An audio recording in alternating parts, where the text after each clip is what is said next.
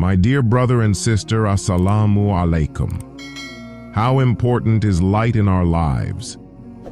Once we become accustomed to light, darkness feels burdensome.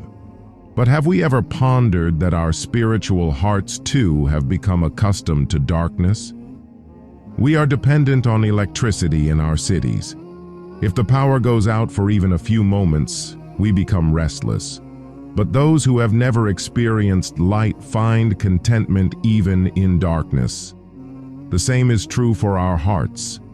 When the light of faith departs from our lives, we grow accustomed to that darkness.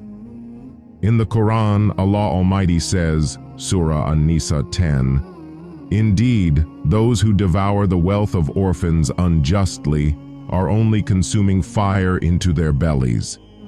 The commentators of the Quran explain that this fire truly exists, but due to our insensitivity, we fail to see it.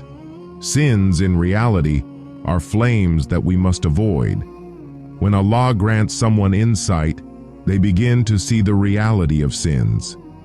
Imam Abu Hanifa, may Allah have mercy on him, would see the forms of sins in flowing water while performing ablution.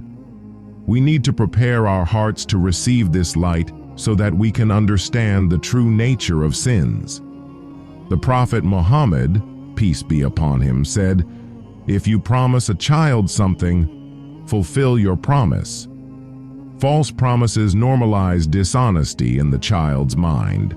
To teach truthfulness to children, we must first embody it ourselves. In our society, sins are like gas filling a room.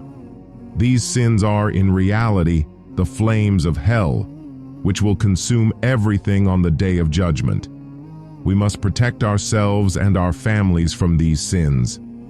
In the Quran, Allah says, Surah Taha 132, "And enjoin prayer upon your family and be steadfast in its observance."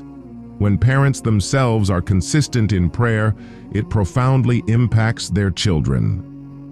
The Prophet Muhammad, peace be upon him, paid attention even to the smallest actions of children. Once, Hassan, may Allah be pleased with him, placed a date meant for charity into his mouth.